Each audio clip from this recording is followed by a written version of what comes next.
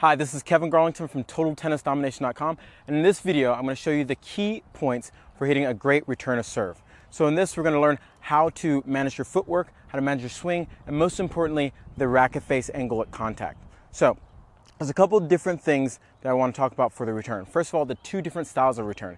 You have the topspin return and the chip return. What we're going to focus on in this video is the topspin return. And the first thing I want to talk about is what I think is the most important thing that you have to remember for any stroke, especially return, because you have less time to react to the ball, and you're going to be probably moving and reacting to whatever the server, wherever the server places the ball. So the number one thing you want to focus on is the racket face angle at contact. So what this means, again, I've talked about it in a lot of videos, and I want to hit it home over and over again because it's by far, I think, the most important thing, is that at contact, we need to make sure that the strings are looking in the direction we want the ball to go. So many times you get caught up in like what the stroke looks like, which is important too, but when it comes down to it, what the racket's doing at contact is the most important thing. If you ever watch professional players when they're returning serve and you watch in a slow-mo, you will see them getting in the most like compromised positions where they're reaching across themselves or they're off balance. But the one thing that reigns true no matter what is the racket face angle at contact. So I want you to keep that in mind as we're talking through, going through all these things to make sure you have it right, that you have to maintain that no matter what, you have to have the racket face angle at contact correct. So let's get started. The very first thing I want to talk about is going to work from the ground up is the footwork difference for the return of serve, especially when you're returning somebody's serve who has pace on it, okay? This video is more geared towards returning somebody's serve that can potentially ace you or force you to hit the ball that's very difficult, rather than someone's serve that's slow that you can kind of go up and hit a normal forehand. Now, with the normal forehand ground stroke, we're going to start here, that you always think about getting on your outside leg and then stepping if we have time, or hitting an open stance forehand.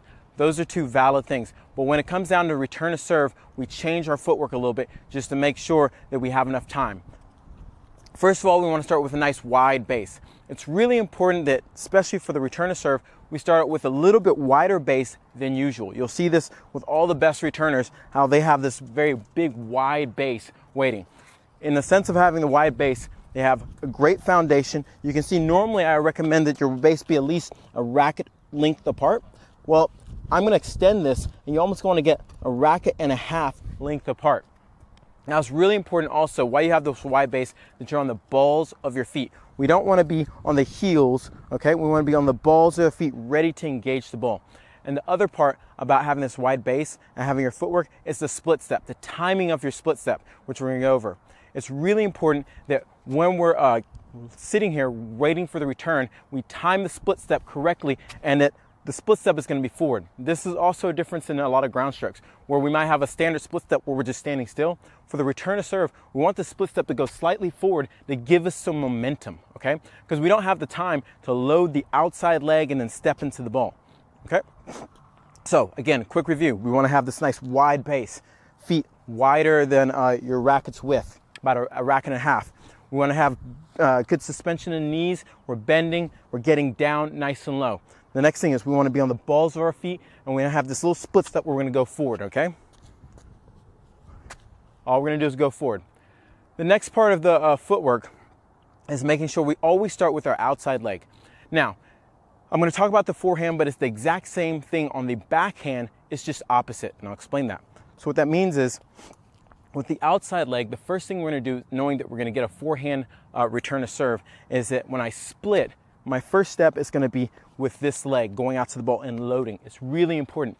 One of the biggest mistakes players make when they're trying to hit a return to serve is they constantly kind of step across trying to do this when the ball's coming really fast. Now, the reason why this is so important is by staying on the outside leg, it allows you to continue to adjust, and also allows you to coil your upper half so you can create some power. If you step across, first of all, you're going to lose your balance because the ball may still be going and you can't adjust like this. Second of all, it makes it even harder to coil. If I coil, I'm facing away from the court. So those are the things you want to, that's why this is so important to make sure we're stepping with our outside leg.